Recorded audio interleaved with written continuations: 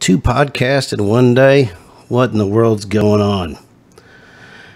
I was having a discussion with a really good friend of mine the other day, and he called me a sheep, and I was offended and told him so.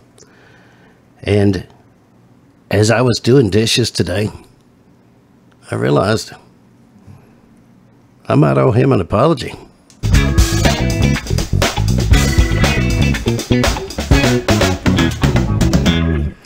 Two podcasts in one day. Well, like I said on the introduction, I was in the kitchen doing some dishes, and I was sitting there thinking about this discussion, and he informed me that I was a sheep, and I was offended, and I told him so. We were having a discussion. It was a good discussion, and please don't get me wrong. This guy's a great friend of mine. He's always been there for me, and we had an intense discussion, but we're still friends. There's no bad feelings whatsoever. I would do anything for this guy, and he would do anything for me. But I got to thinking about sheep. Why would he call me a sheep? And before I recorded this, I started looking at some stuff on the internet, trying to find out if sheep are as dumb as they think they are. And no, they're not. They're actually pretty intelligent, actually. So calling somebody a sheep is not that big of a slight. They're pigs and cattle are also pretty intelligent. But for someone to call you a sheep is really not that big of an insult whatsoever, because we all are. We all have shepherds in life that we follow. We all have ideas that we cling to, whether they're political ideas or whether they're religious ideas or whether they're whatever they are. Ecclesiastes says there's nothing new under the sun, and there really isn't. You can't come up with the original idea today. I mean, not a serious, idea. I mean, you can't stick a Cadillac in your nose. That's not an idea that's ever going to work. But I'm talking about real ideas. And I got to thinking about what it says in Scripture and what Jesus says about sheep.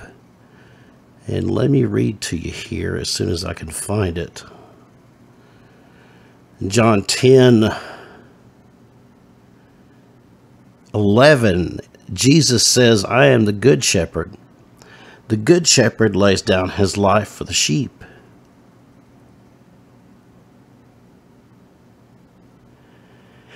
And at verse 14, he says again, I am the good shepherd. I know my own, and my own know me.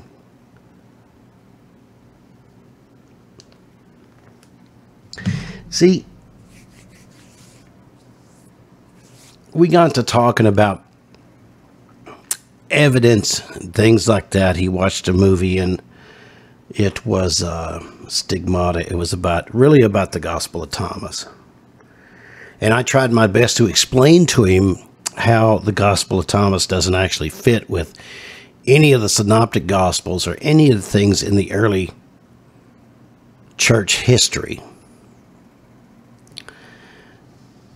And I don't think I did as good as I'd like to do. I mean, I don't expect to change anybody's mind the first time I have a discussion with them. But here's what I do know. In 2015, well, let me back up. As some of you may know, in 2012, I lost a wife to suicide, and I miss her. And 4 years later, I'd lost a job that I had for 16 or 17 years. It took me 9 months to find another job, and as I started that other job, I started having problems walking. I have a condition called hemihypoplasia, and I have an ankle that's deformed, and they told me once I hit about 50 or so that I would start having problems with this ankle. I lost that job due to health reasons that were an extension of the rampant alcoholism I was struggling with at the time, and I'll get back to how I got there. But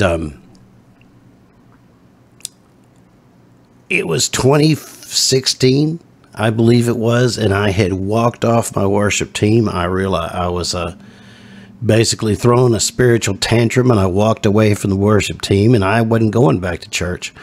I had watched a video on YouTube about the book of Job, and it viewed it in a totally negative light, and I agreed with everything it said. So I went up to church to fulfill my obligations to play on the worship team one last time, and I gathered up all my stuff, and I didn't walk back into my church except on occasion, for probably 3 or 4 years. I read everything I could. I watched every video I could. I watched lectures by Sam Harris and Dawkins and Hitchens and all these other great atheists, and I tried to make heads or tails of what they were talking about. And the negativeness and the emptiness of that life, of that particular paradigm, began to weigh in on me, and my alcohol consumption began to spiral out of control. And it got to the point to where I was actually drinking to the point to where I would black out and just not remember everything that was going on.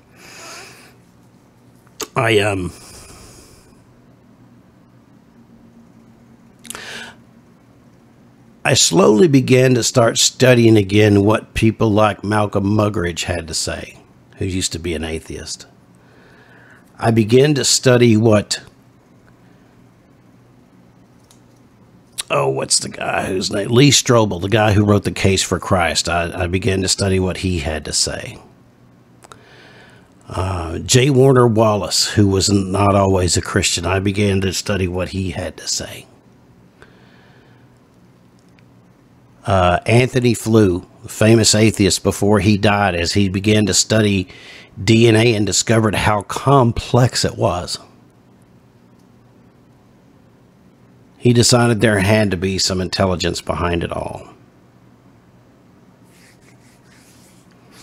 He didn't necessarily become a Christian, but I know he became a theist.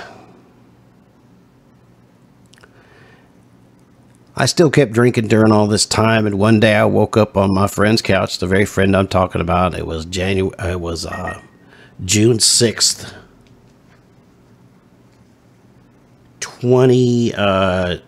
June 12th, 2021 is what it was. And I decided that I couldn't do it anymore. And I went to a program called Steps at Citizens Church here where I live. I can quote you all the facts. I can read you all the history. I can do everything but change your mind. But here's what I know. I am a sheep, but I know who my shepherd is. I know that without this shepherd, I would wander off a cliff. I know without this shepherd, I would be devoured by wolves. Being a sheep's not a bad thing, because we all are. What matters the most is what shepherd are you going to follow? Are you going to follow the other sheep into certain destruction and hopelessness and chasing pleasure? There was a man named G.K. Chesterton who said, "It's not being weary of pain that makes life meaningless. It's being weary of pleasure." Here's what I know. My life has changed. I'm sober. I've gone from contemplating suicide at least 3 or 4 times a week to not thinking about it at all. I lost almost everything I owned, but I've never been happier. I know beyond the shadow of a doubt that God has changed my life. And I know beyond the shadow of a doubt that I want to spend the rest of my life preaching the gospel in whatever way He has for me. Yes, indeed, ladies and gentlemen, I am a sheep, but I know who my shepherd is. Go encourage somebody, love on them, and remember, encourage each other daily, as long as it's still called today.